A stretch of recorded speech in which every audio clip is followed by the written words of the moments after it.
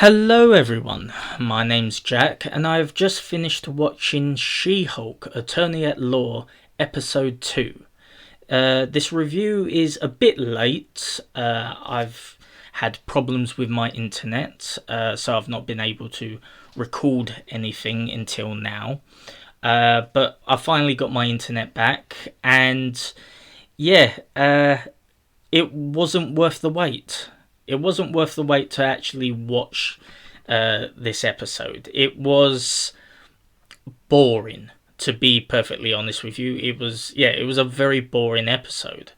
And also, I've got to say, it was also very short. I noticed that like the episode is supposed to be something like 28 minutes long. But if you actually take out like the beginning Marvel crawl and the end credits, it's actually something like 22 minutes long. So you have actually got about 5 minutes, give or take, of just basically credits, and yeah, it's not good. It's not good. If you're a person who is paying for the Disney subscription, which, yes, I'm obviously paying for this, watching this, obviously. Seas of Tortuga. But if you are actually a person who's paying for this, I mean, you must feel very cheated to actually pay this much money, like see it as being labelled as like something like 30 minutes long, give or take, and about 5 minutes of it is just credits. I mean, that must kind of sting, at least. I mean, me personally, when I see like something like I don't know, Game of Thrones credits, where the credits are coming, but you hear this like bombastic music of of the main song of that time, or if in the case of Stranger Things, where I don't know about any of you, but for me personally, I always watch and like the opening credits for Stranger Things, because I just think, yeah, this is like an experience. But yeah, the episode itself is not that good. It's boring. There's nothing exciting about this episode. But there are, of course, some cringe moments, which I'm going to talk about now. One of the most obvious ones, which was in the trailer, you have them talking about how being a superhero is for narcissists, billionaires, and orphans. And yeah, I mean, it was bad enough in the trailer, but what they added to it is also very, very bad, because the person who's talking about this with She-Hulk, She-Hulk's friend, she says you can be an Avenger, and she says, oh yeah, and what about the Avengers? Do the Avengers get healthcare? Do the Avengers get maternity leave? Do the Avengers get paid? And I was just thinking to myself, oh, that's putting up some really like, you shouldn't have said that, right? Because firstly,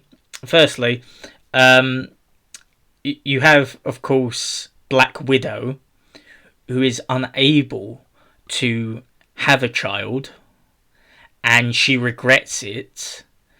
And I'm pretty sure if Black Widow heard She-Hulk say, "Oh, listen here, dearie. Have the Avengers ever given you like a maternity leave, or do they offer you maternity leave since you're like one of the first Avengers? Do you get that?" I just want Black Widow to punch her right in the face, you know. Um, Also, talking about healthcare, right? Yes, you would have healthcare. I'm almost guaranteed. I'm sure there have been like things in the show, in the movies that mention that they get healthcare of some sort. But also, of course, the Avengers would get money. They definitely would get money because Hulk literally got an entire lab made for him by Tony Stark. And seeing as Tony Stark is basically funding the Avengers, or if it's not Tony Stark, it will be Shield who is funding the Avengers. Yeah, that they would have gotten paid, definitely, absolutely, definitely. You know, there's it's stupid, right? Like you're literally contradicting from episode 1 because Hulk has his own personal lab by Tony. You know, I know what they're trying to do. They're trying to basically shit on Tony Stark because they're implying like, oh, Tony never paid anyone, right? Probably thinking about Falcon and the Winter Soldier. You know, Tony not paying Falcon, but yeah, he like Falcon and the Winter Soldier's shit anyway, right? The show's shit anyway. And then you've got another show like She-Hulk being shit as well, trying to outshit the shit show. So yeah, it's nothing very redeeming. I shouldn't really be annoyed about it, but I am annoyed about it because, well, I've had literally 2 or 3 days not having to watch this show because of my internet, and now I've gone and watched this show and I kind of regret doing this review. So yeah, not a good thing. Not a good thing. Um, I'm looking forward though to future episodes because we do actually have a cameo of the Black Man who is going to be with She-Hulk in a future episode that we see in the trailer. We see him doing a news interview, and yeah, he sounds very what's the PC word to say about how he sounds? He sounds like he would prefer cock. Like he sounds gay. He literally sounds very, very gay, right? And you know, I have a theory. You know, like the most likely assumption about this guy's character is he's supposed to be a metrosexual man.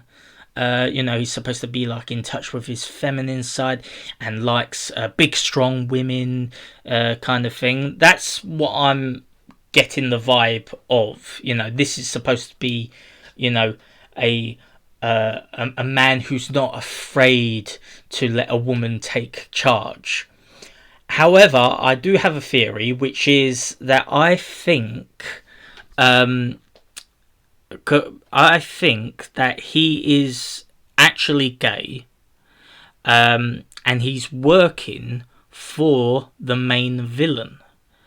And the reason that I think that is because, one, he was apparently in the courtroom when everything happens, and then what? He suddenly goes and goes on a date with She-Hulk and becomes She-Hulk's, like, you know, perfect man or whatever. Seems very suspicious. So I think he's actually gay and is doing this under the direct orders of the main show's villain.